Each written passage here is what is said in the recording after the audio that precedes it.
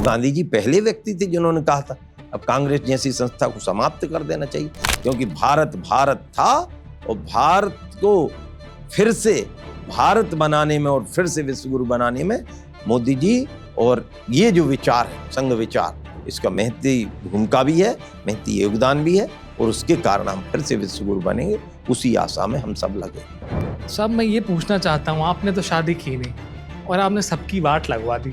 मेरे घर वालों को भी पता नहीं, मैं 5 दिन जेल में रह के आ चुका हूँ। यानी ये इस हद तक मैंने लड़ने का काम किया और लड़ाई मैंने कोई भी शोषण खिलाफ, ये मेरी पहली बात नहीं, मैंने बचपन में ही आंदोलन शुरू कर दी। मुझे लगता है अंदर बाहर एक से हो जाओ, दुनिया में कोई ताकत नहीं जो आपको हरा दे, भगवान ईश्वर आपके साथ हो। भारत में हम आपस में कुछ भी रहे यहाँ, लेकिन तीसरा जब हम पे कोई बात करे हम उस समय एक रहे।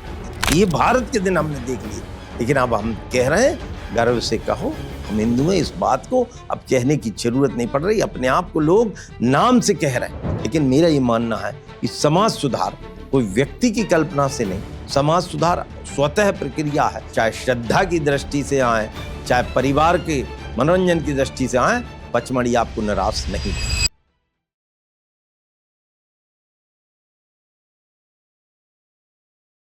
सफर जो खेत की मिट्टी से शुरू हुआ और संसद तक पहुंचा, जहां दर्शन शास्त्र ने सोच को गहराई दी, वहीं आंदोलन ने जमीन से जोड़ा रखा। किसानों के साथ जेल की हवा भी खाई और संसद में सवाल भी उठाए। आज हमारे साथ हैं वर्तमान में सांसद नर्मदापुरम श्री दर्शन सिंह चौधरी जी। नमस्कार सर। नमस्कार। जब पहली बार मैंने आपकी फोटो देखी तो मुझे ये सफेद आपका गमछा दिखा बांधे, तो मैंने सोचा शायद मौसम गर्मी है इसीलिए। फिर मैंने जितनी भी आपकी फोटो या जितनी भी रैली में या कहीं मंच पे देखा, तो ये आपका सफेद गमछा मैंने हमेशा देखा। तो इसके पीछे क्या सिंबोलिज्म है कि कुछ आपको? भारतीय संस्कृति में सर पे तौलिया रुमाल और किसान की भूमिका कुछ न कुछ रहती आई है, परंपरागत है। अब ये बांधने का तो प्रकार ऐसे ही रहा। जब मैं कॉलेज में था उस समय भी कलर इसका जरूर दूसरा हुआ करता था। कौन सा? भगवा, अच्छा, या लाल, इस प्रकार के हुआ करते थे। लेकिन अब स्थायी तौर पे सफेद कलर है और प्रारंभ से उसको आदत कह लें और जो संकल्प है वो कह लें, और उसी के हिसाब से ये बनते आ रहा है। इसमें कोई नहीं। भारतीय संस्कृति में कोई भी जब पूजन भी करते तो हम सर के ऊपर कुछ ना कुछ रखते हैं, और ये किसानों का भी निशानी है। और तो गमछा हर प्रकार के काम आता है। ये तो गमछा अकेले में, मतलब रात में सो तो ओढ़ भी लो, दिन में नहाओ तो पूरा उपयोग भी हो जाता है। तो सब प्रकार से उपयोगी हमारे पूर्वज कह गए हैं, इसलिए गमछा बहुत जरूरी है और गमछा मैं डालता ही। जीवन में प्रभाव किसका ज्यादा रहा, श्री नारायण सिंह जी का या भूरी माता का? दोनों का अपनी अपनी जगह महत्व है। माता का स्थान कोई ले ही नहीं सकता। पिता का भी, चूंकि मेरे पिता तो, मैंने बहुत जीवन में अनेक प्रकार के व्यक्तियों से मेरा संपर्क रहा है, अनेक बुजुर्गों का आशीर्वाद रहा है पिताजी का। लेकिन वो व्यक्तिगत तौर पे संत स्वभाव थे। उनने कभी रुपयों को टच नहीं किया। मालगुजार परिवार के होने के बावजूद, और इकलौते पुत्र थे वो तो 4 बहनों के साथ, और दादाजी मालगुजार थे मेरे। लेकिन उसके बाद भी उन्होंने उस प्रकार के भाव को कभी नहीं रखा, कभी। और मैंने जो स्वभाव उनका देखा, और हम दोनों के बीच वार्तालाप में ही मेरी तरफ से करता था, वो सनातनता की मर्यादा का है, परिवार की मर्यादा का है। तो उस हिसाब से, और उनका स्वभाव हमेशा कभी किसी से लिया नहीं, कोई साधन का उनको वो नहीं था। उनने जीवन में कभी मोटरसाइकिल नहीं चलाई, कभी साइकिल चलाते मैंने बचपन में ही उनको देखा था, और उसके बाद उन्होंने वो भी नहीं। और पूरा वो हर प्रकार से, वो तो पूरे गांव में भी आसपास में भी इस प्रकार के प्रसिद्ध थे। तो उनकी एक अलग छाप थी। उनकी अपने बच्चों को पढ़ाने के प्रति अन्य प्रकार की रुचि, उस समय जब कोई सोचता नहीं था वो उस समय सोचते थे। उनने हम चारों भाइयों को न केवल पढ़ाने का प्रयास किया, अच्छे गुण देने का काम उन्होंने किया। माताजी का तो कहना ही क्या। माताजी तो बहुत सारी चीजें माताजी से ही सीखने को मिलती है। उनने हमको न केवल असत्य के खिलाफ सत्य की आवाज कैसे रख सकते हैं, ये तो ग्रामीण अंचल का माहौल है, लेकिन उसके बाद मेरी माता से बहुत कुछ सीखने को मिला है और उनकी पूर्ति कोई कर भी नहीं सकता। उनकी कोई पूर्ति एक वाकया आप बता सकते हैं माँ के साथ? वाकया तो अनेकों हैं, लेकिन मैं अपनी माता को छकाने का मैंने बहुत प्रयास किया। अच्छा। क्या था कि मेरी प्रारंभ से घूमने की आदत रही थी, तो घूमने का अर्थ है मैं गांव-गांव जाता था, बैठक लेता था, कई रात हो जाती थी। मैं क्योंकि शिक्षक भी बन गया था, तो प्रारंभ से मैं नवोदय विद्यालय गया, उसके बाद तो नहीं था। अभी तक भी अभी गांव में कहानियां चलती हैं, तो मैंने बहुत बड़ी आयु तक माताजी का दूध पिया, निकलता नहीं था, लेकिन मेरा ये भाव रहता था। और उनका भी, मैं नवोदय तक गया, यानी 6th से मैं नवोदय चला गया, उसके बाद भी माताजी से मेरा उस प्रकार का संपर्क रहा। लेकिन जो सबसे अनेकों प्रकार के वाक्य हैं वो बीमारी भी हुई, लेकिन जो मेरे जीवन पे जो मैंने उनको छकाना चाहा कि मेरी माता को पता नहीं चले और मैं घर में पहुंच जाऊं, एंटर हो जाऊं रात में 2 बजे, 3 बजे, 4 बजे, किसी भी प्रकार से। और मैंने, क्योंकि हमारे घर का एक पुराने घर का तो एक गेट पीछे से टूटा ही हुआ था, तो चुपचाप कई बार मैंने जूते निकाल के आराम से भी गया, उस समय चप्पल पहनता था, तो प्रयास किए। और आखिरी में बिल्कुल जब मैं बिस्तर के पास पहुंचता था, तो क्यों बेटा आ गया, और बस ये आ गया। और मतलब मैं कल्पना नहीं कर सकता, और इसलिए माँ से छुपाकर कोई काम किया ही नहीं जा सकता, ये मैंने देखा। और माँ तो माँ होती है, बहुत प्रकार के गुण, वो प्रेम और वो स्नेह, उसका स्थान कोई नहीं ले सकता। अंग्रेजी में एक कहावत चलती है कि God can not be everywhere, therefore he made mother. मैं ये कह सकता हूँ, ये 100% सत्य है। True, I agree with that. Navodaya में कैसे दाखिला हुआ? प्रारंभ के काल था हमारे, हमको भी उतनी जानकारियां नहीं थी। हमारे गुरुजी उस समय ध्रुव गुरुजी ये थे। किस सन की बात होगी? ये 86 की बात है। 1886 में हम 5th में हुआ करते थे, और उस समय 85-86 में हम का जो एग्जाम हुआ, उस समय एक तो इंदिरा गांधी जी की हत्या हुई थी, तो 4th पास हो गए थे, हम 5वीं में पहुंच गए। पढ़ने में तो गांव में भी ठीक ठाक स्थिति थी, तो हमारे गांव में फॉर्म भराए। गुरुजी चूंकि हमको सब प्रकार से करते थे, तो उन्होंने 5 बच्चों के फॉर्म भरा है हमारे गांव से, और ऐसे मिला के बनखेड़ी में टोटल 14 के भरा है, और 14 में से हम 4 लोगों को सिलेक्शन बनखेड़ी से हुआ था। और ओवरऑल हमारा जो बैच बहुत अच्छा था, नवोदय का पहला बैच था, कोई जानता था नहीं, और पहली बार गए। तो हम तो उस समय जब बैलगाड़ी और तांगा का जमाना था, उससे निकल के बनखेड़ी तक आए, फिर बनखेड़ी से बैठ के टेम्पो में गए, फिर पिपरिया से बस में गए, अरे रात तक पहुंचे। ये कल्पना नहीं कर सकते थे। अब तो हम 1.5 घंटा में सब कुछ पार कर देते हैं जिले को, लेकिन उस समय दिन भर, और वो एक अलग यादें थी। रात भर मेरी बहन का जागरण हुआ और सबका, और बहुत एक अलग प्रकार का माहौल की पहली बार घर से बाहर जा रहे थे। और न केवल सिलेक्शन हुआ, लोगों में भी उत्साह का था, हमने भी देखा। और मैं तो ये कहता हूँ, बहुत सारी चीजें मैंने अनेक लोगों से सीखी, लेकिन नवोदय ने जो कुछ मुझे दिया उसकी तुलना मैं किसी से नहीं कर सकता। मैं तो पहले दिन जब नवोदय में गया, तो स्काउट एंड गाइड का कैंप लगा, दूसरे दिन हम समझते ही नहीं थे क्या है।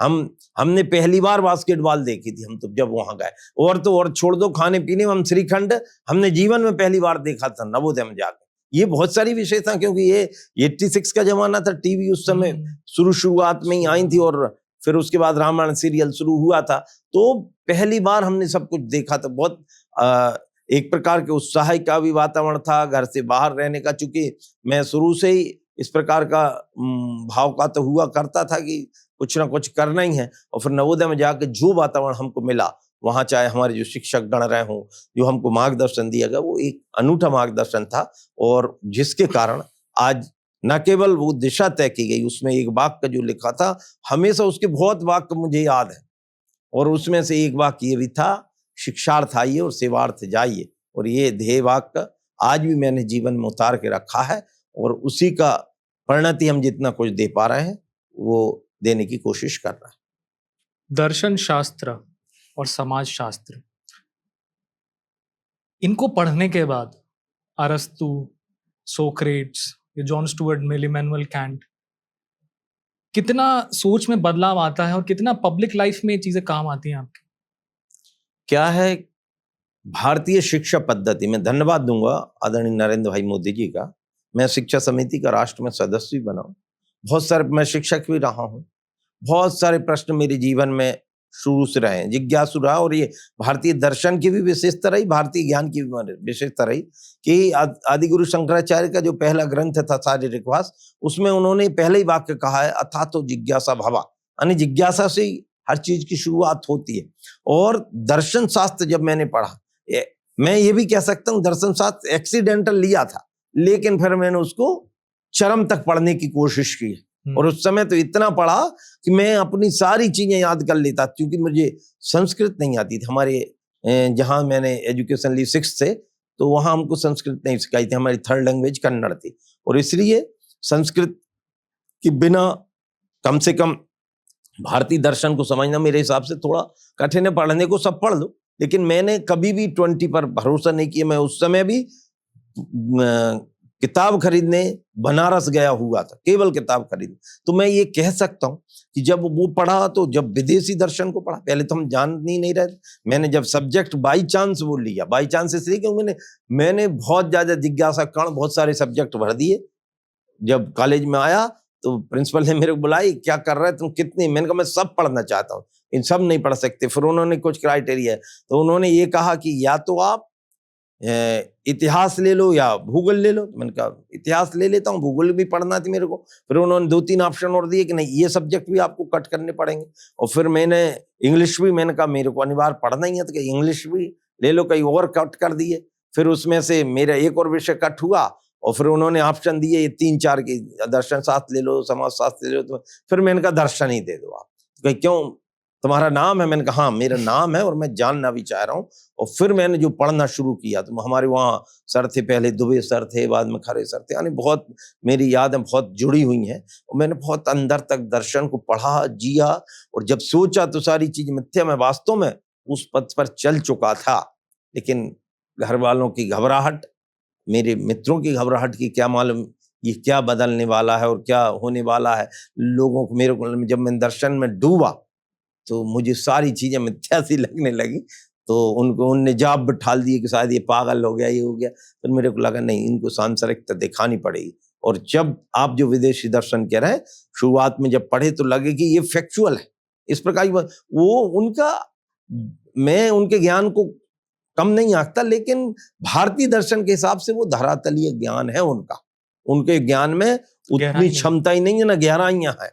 वो तो हम कहते, और उनका युग ही अब भी कहा, कांट अभी के हुए जिसको अपन, मतलब उन डेकार्त अभी के हुए जिसको अपन उनके दर्शन के जन्मदाता कह रहे हैं। लेकिन हमारे यहाँ तो दर्शन की परंपरा इतनी प्राचीन, इतना ज्ञान, और जो उसकी परिभाषा में आता है, दर्शन की शुरुआत वहां से है जहां से विज्ञान की समाप्ति है, ये बिल्कुल। और दृश्यते नेति दर्शनम, जिसके द्वारा सब चीजों को समझा जाए। देखने के 2 प्रकार हो सकते हैं, एक तो हमारे चक्षु भी हो सकते प्रत्यक्ष तौर पर, आंतरिक भी हो सकते हैं। तो अंदर का जो दर्शन देखा जाता है उसकी तो वो है। और दर्शन ने जीवन को जीना सिखाया। मेरे जीवन के ऐसे एक वाक्य जो है, जब मेरे मंजिल भाई सब खत्म हुए तो मुझे लगा यदि मैं दर्शन पढ़ा नहीं होता तो शायद मेरी दिशा दूसरी होती। लेकिन मैं उस बात को स्वीकार करता हूं, इसलिए जीवन में शिक्षण होना चाहिए। मोदी जी का बहुत बहुत आभार है कि उन्होंने इस शिक्षण को व्यवहारिक बनाने का काम किया है। और जो NEPI है, न्यू एजुकेशन पॉलिसी 2020, उसमें इन सारी चीजों को, व्यवहारिक पक्ष को आगे रख के काम किया गया है। और मैं दावे के साथ कहता हूं कि अब मेरा भारत नई शिक्षा नीति के कारण और मोदी जी के नेतृत्व में विकसित भारत बन के रहे। न्यू एजुकेशन पॉलिसी की बात हुई, उसमें आप अंग्रेजी को कैसे देखते हैं? अंग्रेजी बाहर की दुनिया में कितनी जरूरी है या नहीं है? भारत के में जो जिस प्रकार की परिपाटी वर्तमान में दिखाई जा रही है, जो एक हवा बना दिया गया। हमारे जमाने में हम 6th से अंग्रेजी शुरू करते थे, अब चाइल्डहुड से ही मानना, अब तो KG नर्सरी से ही कह रहे हैं भाई अंग्रेजी बिना काम चलेगा नहीं। ट्विंकल ट्विंकल बच्चा चिल्लाने पर पढ़ने ही लगा मत। तो अंग्रेजी अच्छा विषय है, पढ़ाई और सब, अंग्रेजी के अलावा भी अन्य भाषाएं, वो भी हमको ज्ञान होना चाहिए। लेकिन ये नहीं कह सकते कि बिना अंग्रेजी के कुछ संभव नहीं है। और क्योंकि भारतीय जो लंबे समय, मैं कहूँ चाहे अंग्रेजों का शासन रो तो अब छोड़े, स्वतंत्र भारत में भी लंबे समय जो कांग्रेस का शासन रहा और उसने जिस प्रकार की शिक्षा पद्धति को बढ़ावा दिया, तो अंग्रेजी का हवा एक आम व्यक्ति के मानसिकता में, एक आम स्टूडेंट की मानसिकता में भर के रख दिया कि बिना इसके कुछ संभव नहीं है। अब हम परिणाम देख रहे हैं कि बहुत सारे आईएएस सीधे हिंदी माध्यम से चयनित होकर टॉप पर भी आ रहे हैं। अब तो हिंदी माध्यम में कई सरकारों ने ऐसे काम, हमारी मध्य प्रदेश की सरकार ने इंजीनियरिंग और मेडिकल की पढ़ाई हिंदी में करवाना शुरू कर दी। और जो लक्ष्य लिया कि, क्योंकि मेरा ये स्पष्ट मानना, मैंने अंग्रेजी में एमए भी किया है और मेरा मीडियम भी रहा है, लेकिन मैं ये कह सकता हूं और कहता हूं और दावेदारी से कहता हूं कि मातृभाषा का उपादेयता कोई खत्म कर ही नहीं सकता।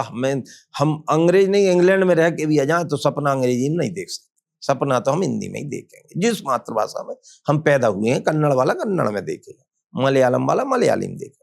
तो मेरा मतलब ये है कि भाषा कोई भी बुरी नहीं होती, लेकिन हमें अपनी भाषा के माध्यम से, जब चाइनीज लोग चीनी भाषा के माध्यम से आगे बढ़ सकते, जापानीज लोग जापानी भाषा के माध्यम से बढ़, रसियन लोग रसिया भाषा के माध्यम से आगे बढ़ सकते, फ्रांसीसी भाषा के नाम से फ्रांस के लोग बढ़ सकते, भारतीय लोग हिंदी के नाम से क्यों नहीं बढ़ सकते? अभी हम दर्शन की बात कर रहे थे, तो मैं चाहूंगा कि आप हमारे दर्शकों को कुछ किताबें या कुछ थिंकर्स, या तो हिंदी फिलॉसफी के या बाहर के थिंकर्स, अगर कोई बुक आप रिकमेंड करें जो दर्शन शास्त्र के हिसाब से पढ़ने की चीजें, यदि बहुत उसमें अंदर तक जाने चाह रहे हैं तो उसको षड दर्शन जरूर, षड दर्शनों में यानी सांख्य योग, न्याय वैशेषिक, पूर्व मीमांसा, उत्तर मीमांसा।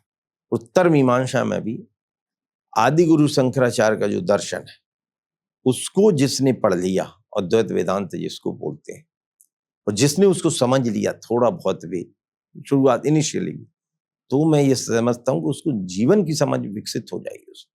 पहले जब मैंने जैन धर्म पढ़ा तो मैंने लगा ये बहुत, जब उनके 3 सूत्र पढ़े, उनके जब स्यादवाद के 7 स्यादवाद, स्याद आस्ति, स्याद नास्ति, स्याद आस्ति चनाति च व्यक्तम, इस प्रकार का पूरा सिद्धांत पढ़ा, मुझे लगा ये बहुत अच्छा। जब मैंने बौद्ध धर्म पढ़ा तो जब उनकी पूरी मीमांसा पढ़ी तो उनके अष्टांग ज्ञान के साथ साथ उन्होंने ऐसे मार्ग बताए तो वो उसके साथ लगा। उन्होंने प्रतित्व समुत्पाद का सिद्धांत बताया तो मैंने कहा ये भी, अविद्या संस्कार विज्ञान नाम रूप षडयतन स्पर्श वेदना तृष्णा भाव जाति जरा, ये लगा कि वो, जब मैंने इन सब के आगे चारवाक को भी पढ़ा, चारवाक के बाद फिर मैंने जब षड दर्शन पढ़ा और जब अद्वैत वेदांत पढ़ा तो वो मैं समझता हूँ, पढ़ने को कांट भी पढ़े, डेकार्त भी पढ़े, सुकरात, अरस्तु, प्लेटो, इन सब की भी जो प्रारंभिक चीजें हैं वो सब बताने के हमारे पढ़ाई में आई हैं, सब कोर्स में आई है। लेकिन मुझे जो लगा कि वेदांत दर्शन का सब चीजों का निचोड़ है, दर्शन का निचोड़ है, मूल है उसका, और उसको सबको पढ़ना चाहिए। इसमें शारीरिक भाष यदि कोई पढ़े तो बहुत अच्छा है। वर्तमान युग में यदि हम पढ़ें तो स्वामी विवेकानंद के चूंकि जिस प्रकार का उनका साहित्य अभी आया है, तो उस साहित्य को यदि कोई उसके हिसाब से पढ़ सके तो वो युवाओं के लिए भी प्रेरणादायक रहता है, और भारत का भविष्य कैसा हो सकता है उसके लिए भी स्वामी विवेकानंद, उनकी सोच तो महात्मा गांधी की भी जिस प्रकार के साथ थे, तो महात्मा गांधी जी ने भी जिस प्रकार के दर्शन को, चूंकि मैं महात्मा गांधी को जिस रूप में देख पाया हूँ, हो सकता है कि कल ये टिप्पणी देश के लिए विवाद की टिप्पणी हो जाए, लेकिन महात्मा गांधी को मैं राजनीतिकतम दार्शनिक ज्यादा मानता हूं, दार्शनिक तौर पे ही। और ये उस समय की भारतीय राजनीति की स्थिति कह लें, मजबूरी कह लें, एक दार्शनिक को उस समय राजनेता बनाया गया था, और जिसके कारण उन्होंने उसको आगे, महात्मा गांधी ने तो बहुत लंबे समय बाद और न केवल संस्कृत को सीखने का काम किया, गीता पर अध्ययन बाद में किया, टिप्पणी बाद में। यदि ये इसी समय देखें तो गीता रहस्य जो तिलक जी ने लिखी है तो उसका और अलग प्रकार का विवरण है, और वो एक अलग है। तो मैं गांधी जी को इसलिए कह रहा हूँ, वो मूलतः दार्शनिक थे, और उन्होंने तो जिस समय आजादी का आंदोलन जीत जिसको हम कह रहे हैं 15 अगस्त 1947 को, इधर जवाहरलाल नेहरू जी का वो मिडनाइट आवर का भाषण चल रहा था जिसमें वो कह रहे थे स्ट्रोक ऑफ मिडनाइट आवर, हाँ, long years ago we made a test with destiny and now the time comes when we shall redeem our place at this midnight world when world sleeps India waking for a struggle। वो test with destiny जो उनका भाषण था, लेकिन उस समय तो लोहाखली में आंदोलन चल रहा था गांधी जी। वो गांधी जी पहले व्यक्ति थे जिन्होंने कहा था अब कांग्रेस जैसी संस्था को समाप्त कर देना चाहिए। वो दर्शन की उनकी पराकाष्ठा थी। तो इसलिए हो सकता है ये टिप्पणी में आपके माध्यम से विवादास्पद लोग मानेंगे, लेकिन दार्शनिकों की बात चल रही है, इसलिए रविन्द्रनाथ टैगोर का दर्शन उनका एक अलग प्रकार का था, गुरुदेव का और उसमें कहें और इसमें तो आधुनिक युग में तो डॉक्टर राजेंद्र प्रसाद को भी मैं उस परिपाटी में देखता हूं। तो ऐसे बहुत सारे रहे हैं, लेकिन इनमें विवेकानंद जी और आदि गुरु शंकराचार्य, इनको लोगों को पढ़ना चाहिए जिससे लोगों की समझ भी विकसित हो, सोच भी विकसित हो और समझ। उस समय की कल्पना करो कि आज से आदि गुरु शंकराचार्य ने उस काल में जब साधन नहीं थे, एक भारत श्रेष्ठ भारत जो हम कह रहे हैं उसको बनाने का काम उन्होंने, भारतीय एकात्मता तो उनने ही सिद्ध की। हम जो एकात्म दर्शन अब पढ़ रहे हैं और उस पर चलने का काम कर रहे हैं, लेकिन उन्होंने जो एकात्मता स्थापित की थी हिंदुत्व को, और उस समय तो मुस्लिम जैसे धर्मों का तो उद्गम ही नहीं हुआ था। ये तो अब भी के बने धर्म, ये कहने को कुछ भी कह लें, लेकिन हमारी परंपरा बहुत महान रही है और उस परंपरा को हम सबको याद रखना पड़ेगा, क्योंकि भारत भारत था और भारत को फिर से भारत बनाने में और फिर से विश्व गुरु बनाने में मोदी जी और ये जो विचार है संघ विचार, इसका महती भूमिका भी है, महती योगदान भी है, और उसके कारण हम फिर से विश्व गुरु बनेंगे, उसी आशा में हम सब लगे हुए। जब मैं आपके बारे में पढ़ रहा था तो मेरी जो दिलचस्पी रही वो रही उस वक्त जब आप शिक्षा कर्मी बने, फिर आपने स्कूल में बच्चों को भी पढ़ाया। बिल्कुल, शिक्षा वो कर्मी कैसा अनुभव था? वो मेरा, उसको अच्छा भी कह सकते हैं और उससे मेरे को दिशा भी मिली, क्योंकि बिना संघर्ष के आगे नहीं बढ़ा जा सकता। और शिक्षा कर्मी चूंकि मेरे भाई साहब मंजले भाई जो नहीं रहे, वो पूरी खेती देखते थे। मैं उस समय भोपाल में तैयारी कर रहा था पीएससी की, अचानक उनका देहावसान हुआ और उसके बाद मुझे गांव जाना पड़ा। मेरे सर ने बहुत मनाया कि मत जाओ, लेकिन मैं गया। गांव में खेती मैंने करी और उसी के साथ ये नौकरी का ऑर्डर भी उस समय आ चुका था, मैं नहीं कर रहा था। मेरे मित्रों ने बहुत कहा था कि भाई ये शिक्षा कर्मी, मैंने पहले मना कर दिया था, क्या करेंगे शिक्षा कर्मी, मैं अच्छी पढ़ाई कर रहा था। फिर उसके बाद लगा कि जब गांव में रहना, सबने बोला कर ही लो नौकरी, तो करी भी, नौकरी भी करी। और नौकरी करते करते मेरा जो अनुभव आया कि मैं नवोदय का छात्र रहा हूँ और मेरी भी शिक्षा पद्धति, जब मैंने पढ़ाई करी तो मेरे गांव में भी पढ़ाई अमूमन 5वीं तक बहुत अच्छी हुआ करती थी। लेकिन जब मैंने जिस विद्यालय में 9वीं में जाके पढ़ाया, हाई स्कूल में पीपर पानी में, मैंने देखा अनाराम बच्चों को 9th क्लास को नहीं आ रहा है, मुझे बहुत मन से तकलीफ हुई। और वहां से मैंने कहा एक तो ये पद्धति है, दूसरी मैं लंबी तैयारी करके गया था, शिक्षा के भी अच्छे से पढ़ाई करके गया था। तो मेरा जिस प्रकार का इंटरव्यू मेरा शिक्षा कर्मी के लिए हुआ था, आप कल्पना नहीं करोगे कि लगभग मेरा उस समय 28 से 32 मिनट का इंटरव्यू लिया था। उस समय वहां के तत्कालीन जो कलेक्टर थे, उनने बहुत प्रभावित होकर, चूंकि मैं बेबाकी से, मुझे इस भाव से नहीं दे रहा था कि मेरे को इसी परीक्षा में सिलेक्ट होगा, मैं तो बेबाकी से, मैंने भारतीय, उनने उस समय सोचा कि ये इस प्रकार का स्तर का व्यक्ति ऐसे कैसे हो सकता है। तो मेरी, चूंकि उन्होंने जो प्रश्न पूछे थे अमेरिकन विधान पे, संविधान पे, भारतीय संविधान पे, मैंने तुलनात्मक सारी चीजें बताकर भारतीय संविधान को ऊंचा बताया। तो उन्होंने कहा ये नए युवा की यदि ऐसी सोच है, तो उनको लगा, फिर उन्होंने बहुत अंदर तक की चीजें पूछी। मैं इसलिए बताना चाह रहा हूँ कि वहां जब मैंने देखा नाराम नहीं आ रहा है, तो मेरे मन में पीड़ा हुई। मैंने बच्चों को पढ़ाना शुरू किया और सब किया, लेकिन उसके साथ वो भी मैंने देखा, वो दिग्विजय सिंह का कार्यकाल 500, 800, 1000 के, और उसके साथ 2256, 2820, 3300 रुपया, 1, 2, 3 नंबर हमारी पूरी जवानी उसके लिए, और 10 रुपये का इंक्रीमेंट, संघर्ष का दौर जारी। और उसी समय हमारे एक नेता मुरलीधर पाटीदार जी वो आए हमारे, मैं उस समय बीएड भी कर रहा था, शासकीय तौर पे ही कर रहा था खंडवा में। तो उनने कहा कि भाई चने लेके आओ, आंदोलन करने आओ। तो मैंने बहुत सारे जिज्ञासा उनसे पूछी, और मैं चने लेके गया था पहले आंदोलन में, 1 दिन के लिए गया था, 57 दिन में लौट के आया था। और मेरे घर वालों को भी पता नहीं, मैं 5 दिन जेल में रह के आ चुका हूं। यानी ये इस हद तक मैंने लड़ने का काम किया, और लड़ाई मैंने कोई भी शोषण खिलाफ, ये मेरी पहली बात नहीं, मैंने बचपन में ही आंदोलन शुरू कर दी। जब जब शोषण जहां रहेगा उसके खिलाफ आवाज उठाने की आदत रही, और उसी के कारण शिक्षा कानून के शोषण के विरोध में और मैंने लड़ा भी, और मैं अपने आप को धन्य समझता हूं कि उनकी लड़ाई में जितना सहयोग दे सका। लेकिन आज भी सभी वो वर्ग मेरे को बहुत सम्मान की दृष्टि से देखता है, मैं उनके हृदय से आभारी हूं। लेकिन मैं भी जितना अधिकतम बन पड़ा, और अल्प वेतन कर्मचारी इसके अलावा भी जितने रहेंगे उनके लिए, लेकिन वो जीवन का एक अलग प्रकार का अनुभव कि मैंने वहां जाकर अंग्रेजी और गणित पढ़ाई, लेकिन उनमें भी जितना अच्छी, और वो बच्चे आज मेरे साथ भी हैं, कुछ नौकरी में भी लग गए, लेकिन कुछ मेरे साथ आंदोलन में भी रहे और आगे तक जीवन भर मेरे साथ रहने वाले। उनने देखा कि मैं जब स्कूल जाता था तो वो, हालांकि ये बताने की बात नहीं, लेकिन 4-5 पीरियड इकट्ठे में ही लेता था भैया। उस दिन मैं चाय पीता नहीं था, उस समय भी मैं अन्य कुछ करता नहीं था, तो वो छुट्टी भी कैंसिल करके बच्चों को लगातार 5 पीरियड पढ़ाया था। मेरी रुचि का विषय रहा है, और इसी कारण में मुझे अच्छा भी लगा। ग्रामीण परिवेश से हूं तो सारी चीजें हम क्या अच्छा कर सकते हैं, और इसीलिए अब मैंने जो सोचा है उन सब स्थानों पर मैं लाइब्रेरी भी स्थापित करवाने वाला हूं। बनने के बाद में उनकी शिक्षा पद्धति में क्या अच्छा हो सकता है, उसके लिए गुणवत्ता की चर्चा मैंने ऊपर भी करी, और गुणवत्ता के लिए मैंने कई यात्रा भी एक निकाली। राष्ट्र बचाओ शिक्षा बचाओ, ये मेरी पहली यात्रा का नाम था, जो पूरे मध्य प्रदेश में मैंने और मुरलीधर पाटीदार ने मिलकर निकाली थी। कब की बात है ये 2003 की बात है। अच्छा।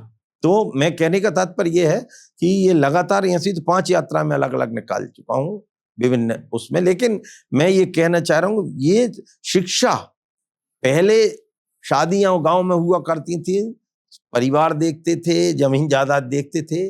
अब पहले वाक्य यदि कोई पूछता है तो शिक्षा पहले नंबर पूछता है। तो अब भाव भी बदला गया।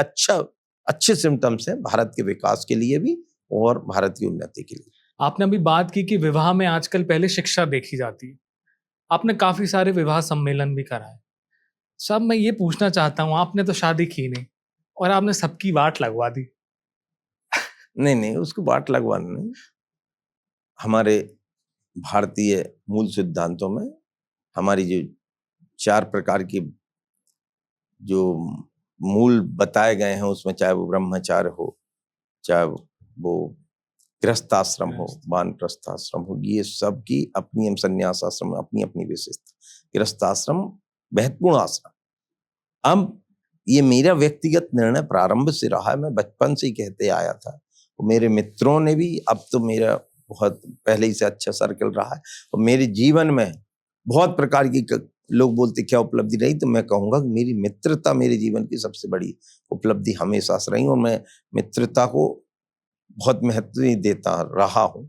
और वो मित्रता कम बनते हैं लोग, कहने को तो कई बन जाए, लेकिन मैं मानता हूँ कि मित्रता बहुत गाढ़ी चीज है। और वो जो मेरे सच्चे मित्र वो जानते हैं, बिल्कुल दर्शन भाई कभी शादी करेगा नहीं। मैं बचपन से उस बात का विरोधी था, गांव में विरोधी था, घर में विरोधी था कि कोई शादी मत करो। मैं नहीं करूंगा, दुनिया करो। अच्छा। और मैं लोगों को इससे, मैंने तो कई वाक्य ऐसे भी आए, मैं ये कह रहा हूं ना कि कोई जीवन में एक बार भी, और मैं आज भी उस भाव के साथ जीना शुरू कर दो, मुझे लगता है अंदर बाहर एक से हो जाओ, दुनिया में कोई ताकत नहीं जो आपको हरा दे। भगवान ईश्वर आपके साथ हो जाता है। और इसलिए मैंने वो जो सम्मेलन करवाने का काम किया, उसकी एक अलग पद्धति की समाज में कुरीति। और आज मैं देख रहा हूं, मुझे बहुत दुख होता है कि जब खर्चीली शादी हो या खर्चीली रसोइयां हो, दोनों में मेरे को अंतर मन से तकलीफ होती है। उसके लिए मैंने अभियान भी चलाया, और ईश्वर की कृपा से कुछ क्षेत्रों में मैं सफल भी हुआ, और अभी निरंतर जारी है और जारी रहेगा। मेरी आजन्म में उसको जारी रखूंगा कि सम्मेलन का अर्थ ये है कि हम खर्चीली शादी कम करें। मैंने इसी बार के सम्मेलन में अपने भतीजे का विवाह, जो भैया मेरे नहीं रहे, उनके एक ही बेटा था, उसके विवाह मैंने सम्मेलन से करवाया। यदि सीमित रसोई की बात आ रही तो मेरी दादी 100 साल की आयु में गई, अभी 4 साल हुए उनको। मैं प्रदेश अध्यक्ष था, उसी समय बना था, और उसी समय दादी खत्म हुई। उस समय मेरे पिताजी भी उसी समय खत्म हुए। सबके मैंने श्रद्धांजलियां करवाई। मुख्यमंत्री पहुंचे, मैंने श्रद्धांजलि करवाई। मतलब ये है कि गांव में इस प्रकार की परंपरा विकसित करना साधारण काम नहीं, लेकिन जब तक हम लोग आगे नहीं आएंगे, इनको कौन करेगा, पहला भगत सिंह कौन बने, इस भाव के साथ लोग दुनिया देखती ना, तो भगत सिंह नहीं बनना कहला। ये समाज सुधारक के तौर पे, ये तो जब हम पढ़ते हैं राजा राम मोहन राय से लेकर और ज्योतिबा फुले तक कितने लोगों को हमने पढ़ा और देखा और जिया, उनका उनजा में उस कठिन दौर में वो आगे निकल गए। तो अब तो ये ऐसा दौर है जिसमें सारी चीजें हैं, हमको करना चाहिए, सो सपाट का कोई मतलब नहीं है। और इसलिए मैं कह रहा हूं, और ये खर्चीली शादी मैं ये कह पा रहा हूं कि आज मैंने हजारों शादियां यदि समाज के सहयोग से, सबके सहयोग से, आम जन के सहयोग से करवा पाया हूं, तो मैं तो जैसा हूं वैसा हूं, लेकिन उन परिवारों की दुआ इतनी काम करती कि आप कल्पना नहीं करोगे। उनकी जमीन बचा ली। एक शादी न्यूनतम कितना ही मान लें तो 5 से 10 लाख से कम की शादी तो बरसूती की नहीं हो रही आज। तो उतनी शादियों में 3000 में लाखों करोड़ों रुपए बचा लेना कहीं ना कहीं, और उनके कहीं ना कहीं उनके परिवार के कल्याण के लिए और समाज कल्याण और राष्ट्र कल्याण के लिए बाकी राशि का उपयोग हुआ ही होगा। और इसलिए मानता हूं ये ईश्वरीय काम है और उसको मैं जीवन भर करूंगा। शादी की बात मैं इसलिए भी कर रहा हूं क्योंकि आप समाज शास्त्र के भी शिष्य रहे हैं। समाज शास्त्र में, सोशियोलॉजी में मैरिज एज ए इंस्टीट्यूशन पढ़ाते हैं। तो आपका बचपन से ही था कि मुझे शादी नहीं करनी, या फिर आपका सोशियोलॉजी आपने पढ़ी उसके बाद फिर आपने कुछ ऐसी? नहीं, पढ़ाई के बाद कुछ नहीं, ये तो मैं प्रारंभ से सोचे बैठा था कि मुझे नहीं करना और नहीं करना। और अब तो बहुत प्रगाढ़ विचार सामने आ चुका है और सब समझ चुके हैं। मेरी माताजी थीं जब तक, बहुत प्रेशर, भैया ने, बड़े वालों, सब ने प्रेशर बनाने का काम उस समय कोशिश करी थी सबने, लेकिन मैंने स्पष्ट मना कर दिया था कि मैं नहीं करूंगा। और अब परिवार का भी सहयोग, अब तो बात दूसरी भी हो गई कि सब प्रकार के लोग सहयोग जानने भी लगे। नहीं, अब इस प्रकार यदि आदमी इंद्रिय नियंत्रण से लेकर उस प्रकार की समझ के साथ रहे तो बहुत अच्छी चीज है। और ऐसे नहीं, हमारे समाज जीवन में जितने ऐसे कितने उदाहरण हैं। हमारी संघ की एक लंबी परंपरा चली आ रही, तो उस लंबी परंपरा में पूरे समाज को ही अर्पित कर देना अपने आप को, इससे बड़ा दान और क्या रहेगा। अब जब मैं ईश्वर के पास जाता हूं तो अब तो यहाँ बन गया तो लोग देने लगे तो वो मैं अर्पित कर देता हूं, लेकिन मैं वास्तव में जब अर्पित करने जाता हूं तो उससे एक ही मात्र मांगता कुछ नहीं हूं, अपने आप को समर्पित किया है। अब जैसा ले जाना है वैसा ले जा। ईश्वर से ज्यादा सत्य व्यक्ति के बारे में कोई नहीं जान सकता, अपने आप के बारे में स्वयं जानता है, या ईश्वर जिसको हम उस व्यवस्था भरोसा रखते। इसलिए तो ईश्वर के पास जब अपने आप को समर्पित कर दिया तो फिर क्या बचा। तो इसलिए मैं ये कहता हूं कि ये समाज शास्त्र में ये अध्ययन का विषय अलग है, लेकिन ये व्यवहारिक विषय अलग है। और मैं इस बात का कतई समर्थक नहीं हूं कि अविवाहित सभी को रहना, सभी विवाहित रहें भैया। ये मैं ये कहता हूं, लेकिन मैं हूं, मेरा अपना सिद्धांत है और मैं उसको आगे फॉलो कर पा रहा हूं और ईश्वर की मेरे पे अनुकंपा है, इसलिए मैं ऐसा करूंगा। 1998 बनकेड़ी ब्लॉक अध्यक्ष का चुनाव। हाँ, 1998 में अध्यक्ष का चुनाव नहीं, हमारे यहाँ संघ में चुनाव की व्यवस्था नहीं रहती, नियुक्तियां और सीधा सीधा सब मिलके तय कर लेते हैं। संघ की तरफ कब रुझान हुआ? मतलब हम बाल स्वयंसेवक हैं, रहे हैं, और अब तो आजन्म स्वयंसेवक कभी इंट्रोड्यूस कैसे हुआ था? मतलब इंट्रोड्यूस मैं बताता हूँ। हमारे गांव में शाखा लगती थी। हमारे गांव में एक शंकर मामा जी करके अपने परिवार के ही मामा जी थे, और एक मर्दन सिंह जी, ये दोनों शाखा लगाया करते थे। हम दत्तौन भी, हमारे गांव में एक छोटी नदी थी, अब तो उसका मूल अस्तित्व खत्म हो गया, झोरा बचा। उस नदी में दत्तौन करने जाते थे, जरा जरा से थे, वो दौड़ाते थे और फिर हमको खेलने में बहुत आनंद आता था।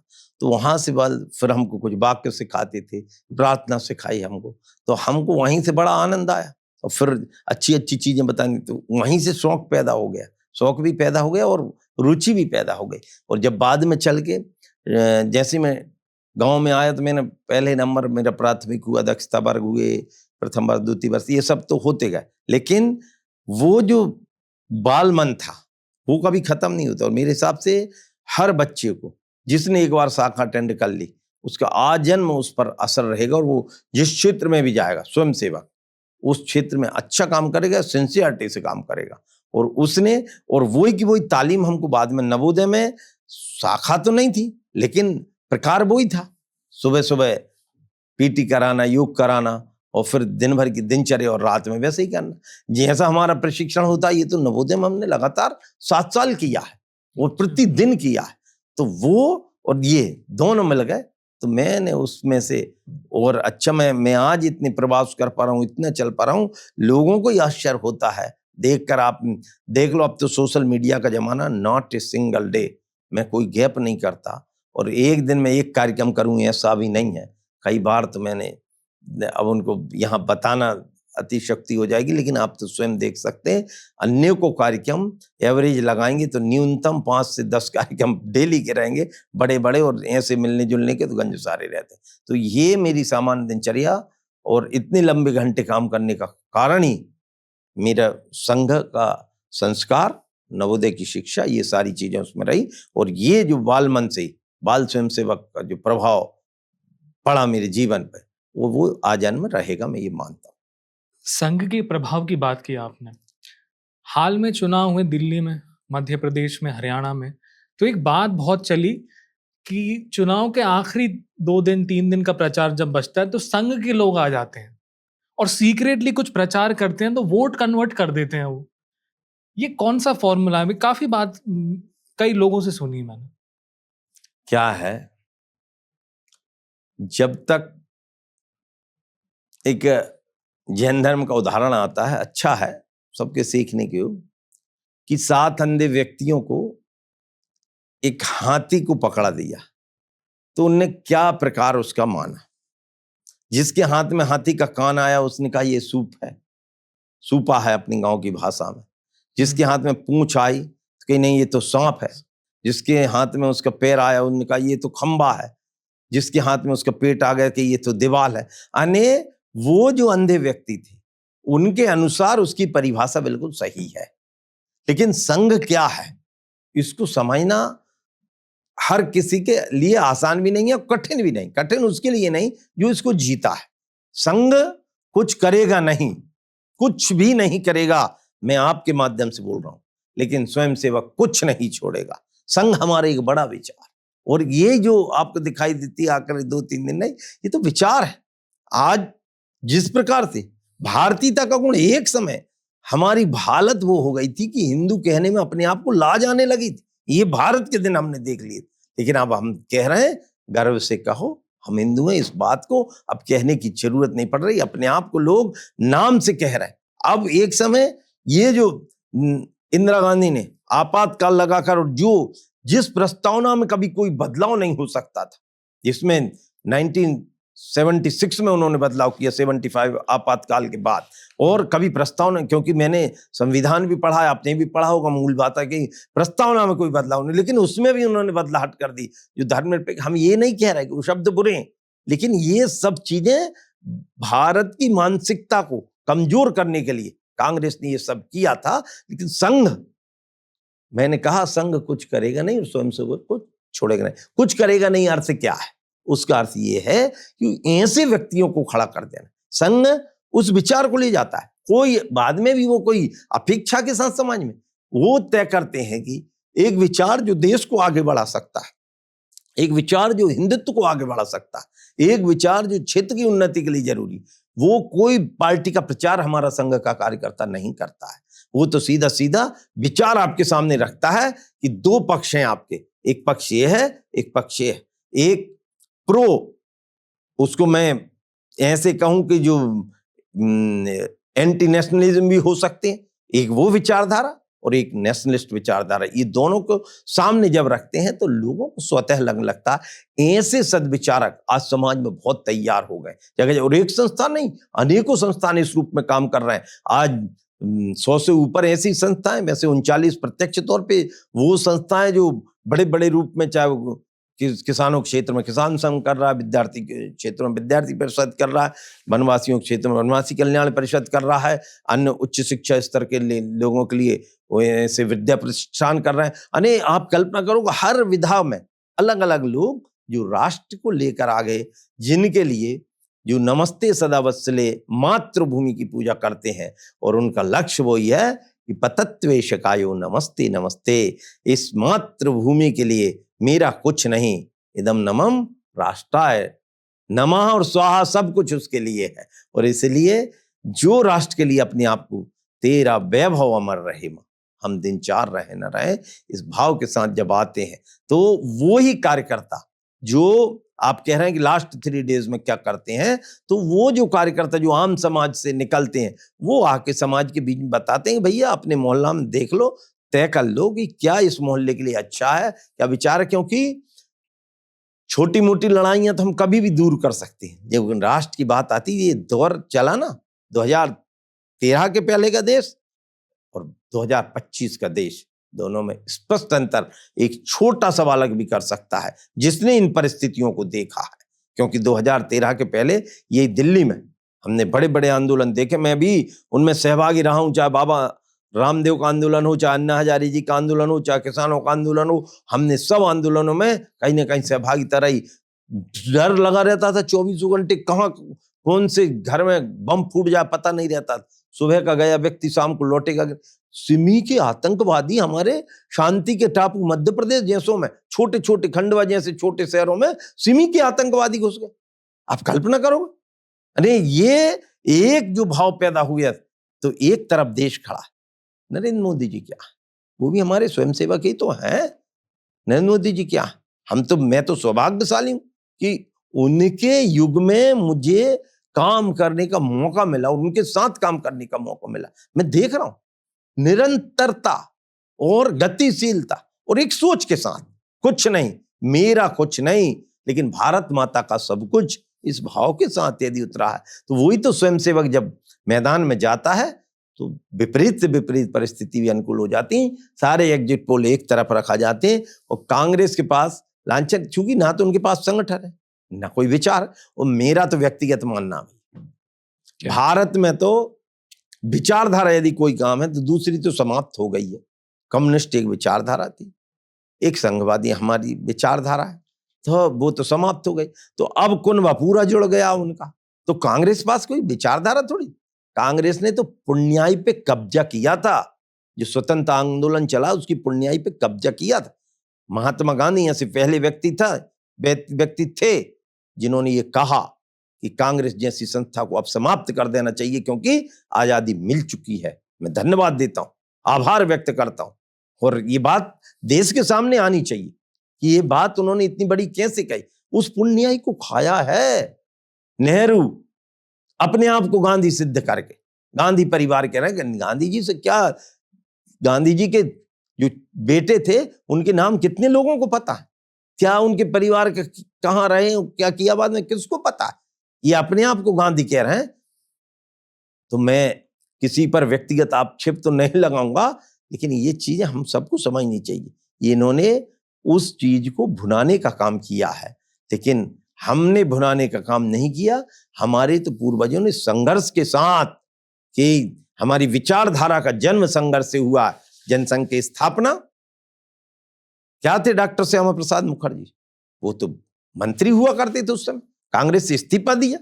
ये दो प्रकार का विधान देश में क्यों चले, दो निशान क्यों चले, दो प्रधान क्यों चले? और न केवल उस पर इस्तीफा दिया, बलिदान भी, वहां की जेल में जाकर उनको हत्या हुई है जिसकी जांच आज तक लंबित है। लेकिन हमने नारे नहीं दिया थी जहां हुए बलिदान मुखर्जी वो कश्मीर हमारा है। जब मोदी जी फुल फ्रेश हमारी सरकार आई तो धारा 370 भी हटी, 35A भी हटा, और आज कश्मीर का विकास भी हमको दिखाई दे रहा। तो ये भाव है, ये स्वयंसेवक तक ये जीवन का अभिन्न अंग होता है। जिसने एक बार ध्वज प्रणाम कर लिया और जिसने एक बार उस विचार को समझ लिया फिर उससे वो पीछे जा नहीं सकता। और मैं तो अनेकों कांग्रेसियों को उदाहरण बता सकता हूँ जो शाखा में आते हैं और वो ये कहते हुए भी जाते हैं यार हमारे पास ऐसा कुछ नहीं है। और आखिरी में उनको भी अच्छी चीजें, भाई हम अच्छी बात तो बता रहे हैं। और हमारे तो परम पूजनीय ने ये भी कहा है, कांग्रेस हमसे ले तो हम तुमको भी स्वयंसेवक दे देंगे, लेकिन तुम स्वयंसेवक बर्दाश्त ही नहीं कर पाओ। तुम्हारी तो विचारधारा ही एंटी नेशनलिज्म वाली अराष्ट्रवादी विचारधारा है। तो अराष्ट्रवादी विचारधारा का व्यक्ति राष्ट्रवादी को कभी पचा नहीं पाएगा। और ये जब राष्ट्रवादियों का जत्था जब निकलता आखिरी 3 दिन तो सारी एग्जिट पोल भी गड़बड़ा जाते हैं और सारी स्थितियां अनुकूल हो जाती हैं और भारत माता की जय हो जाती है। भूत से मैं वर्तमान में आऊंगा, आपके संसदीय क्षेत्र की बातें, जिनमें आजकल जो दो बातें बहुत महत्वपूर्ण हैं, वो है कि सब आप किसान पुत्र हैं, लेकिन आपने कहीं कहा कि किसानों को जो मूंग है वो मंडी में दे देनी चाहिए। और आजकल ये बात भी हो रही है कि जब तक ऑपोजिशन ने प्रोटेस्ट नहीं किया, जब तक आपने एमएसपी पे पंजीयन नहीं करवाया। इस पे क्या कहना है आपका? देखिए, कोई भी वक्तव्य को तोड़ मरोड़ के पेश करना, ये दोनों चीजें हैं। मैं तो आज खुला बोलता हूं, आपके माध्यम से बता रहा हूं, मैंने उस पर कोई कमेंट, मेरे उन पे कोई कमेंट नहीं करता, मैं व्यक्तिगत नहीं करता, जिसको जो करना करते।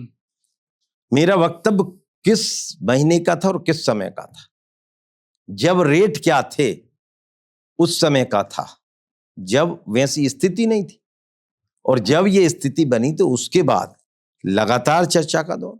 मैं उन सब किसान संगठनों का धन्यवाद करता हूं, भारतीय किसान संघ सहित सबका, जिन्होंने इस विचार के लिए लोगों में भाव तो भर आए, लेकिन वार्ता के दौर भी उन्होंने चलाए, मैं उनको धन्यवाद देता हूं। लेकिन कांग्रेस क्या कर रही?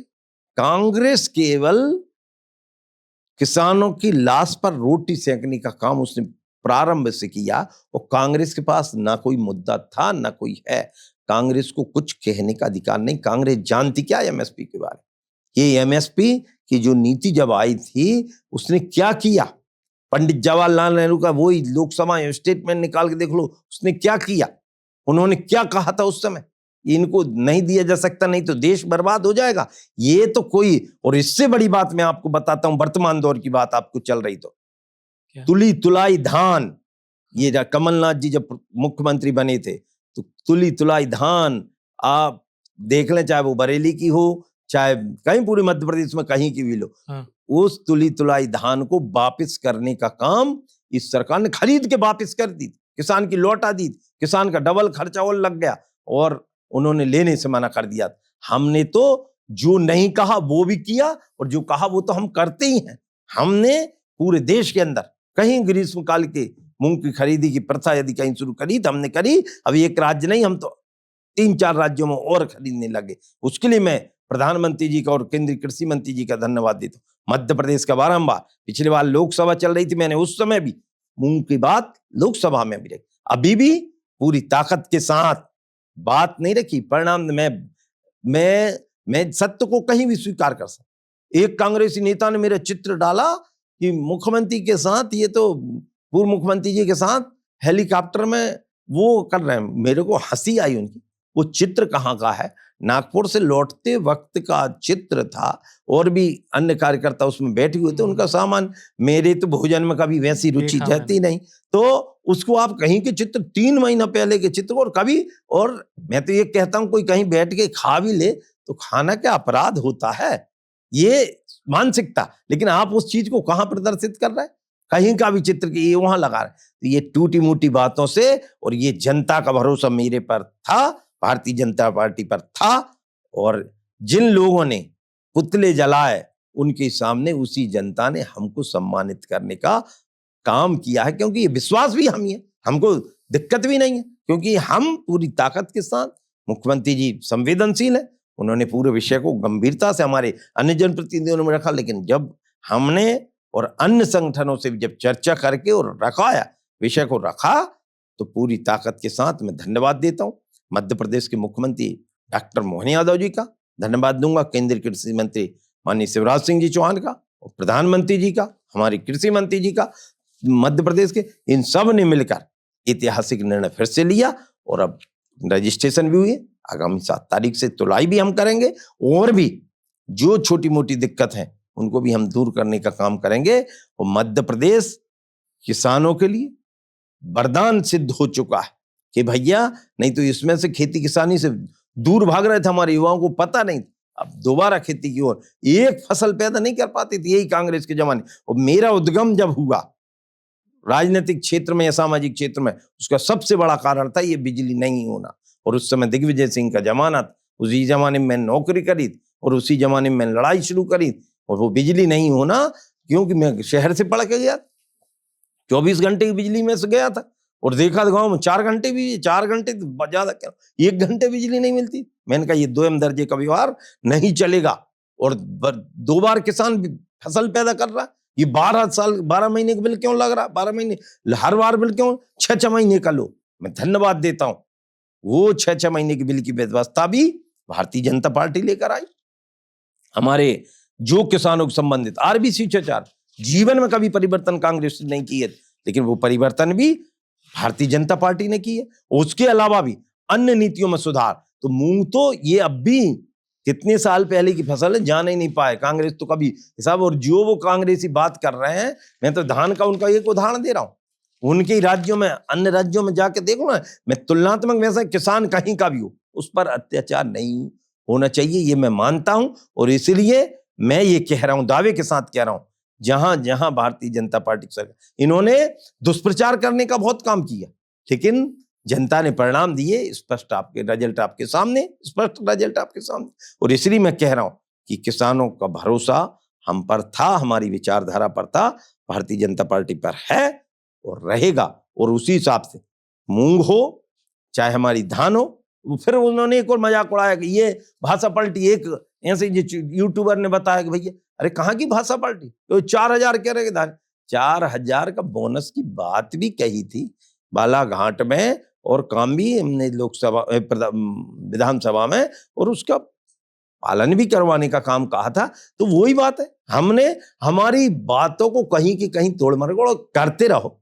हम जब हाथी चलता है तो क्या क्या घटनाएं होती हैं ये हम सब समझते हैं, लेकिन मैं उसको भी बुरा नहीं मानता। और आलोचक होने चाहिए, राजनीति में आलोचक होने चाहिए, लेकिन इस प्रकार के भ्रम फैला करने वाले आलोचक नहीं होने चाहिए। कांग्रेस आलोचक नहीं है, कांग्रेस उन सब गतिविधियों में संलग्न रहेगी जहां देश के अहित का काम हो, प्रदेश के अहित का काम हो, उन सब में कांग्रेस की महती भूमिका रहेगी। बाकी तो कांग्रेस ने भंटाधार प्रदेश बना दिया था, कांग्रेस ने गड्ढों का प्रदेश बना दिया था, बिजली अता पता नहीं था, शिक्षा की दुर्व्यवस्था उसने बना, हर क्षेत्र में कांग्रेस ने हमारे प्रदेश को चौपट करने का काम किया था, उसको पटरी पर लाए हैं, अर्थव्यवस्था पटरी पर आई।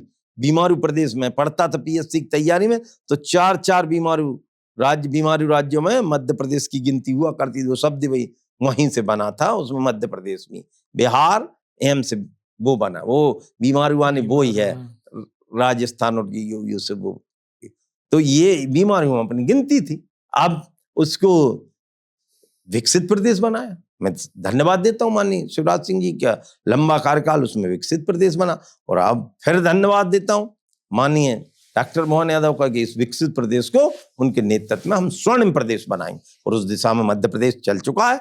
7.5 लाख हेक्टेयर से पहले 45 लाख था, इस साल हम 55 लाख हेक्टेयर सिंचाई पे पहुंच गए।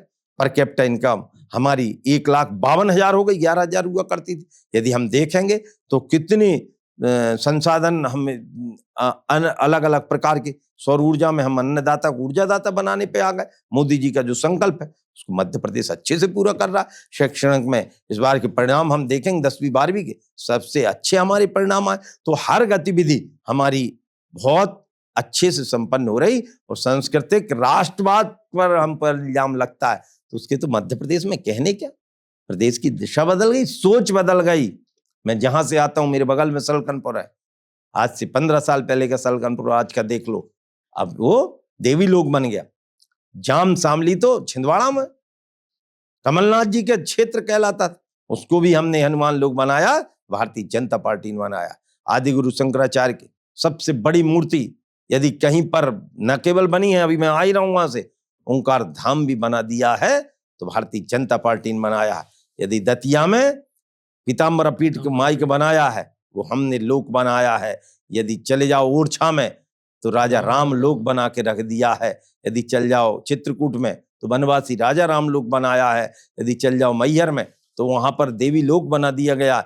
और महाकाल के तो कहने ही क्या, महाकाल लोक। यदि चले जाएं देश की स्थिति देखते, काशी क्या कहने, मथुरा की बारी है, चिंता कोई ना करे।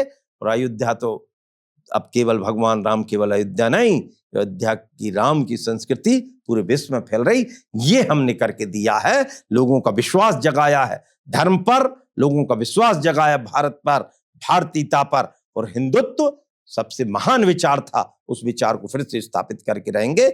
ये हमारे संकल्प है और उसको हम पूरा करके। वर्तमान में किसानों की एक और बहुत बड़ी समस्या है। मेरी बातचीत हुई कई लोगों से, तो उन्होंने कहा कि एक तो हमें डीएपी नहीं मिल रही है, डीएपी यूरिया, सुबह 5 बजे लाइन में लगना पड़ रहा है और 5 बोरी मिलती है, ब्लैक में पूरी डीएपी यूरिया मिल रही है, और बोल रहे हैं कि जो सोसाइटी है वहां से क्यों नहीं हमें सीधे किसानों को मिल रही है डीएपी यूरिया। देखिए, बीच में जो युद्ध की स्थिति रही उस समय की स्थिति अलग थी, अब की स्थिति अलग है।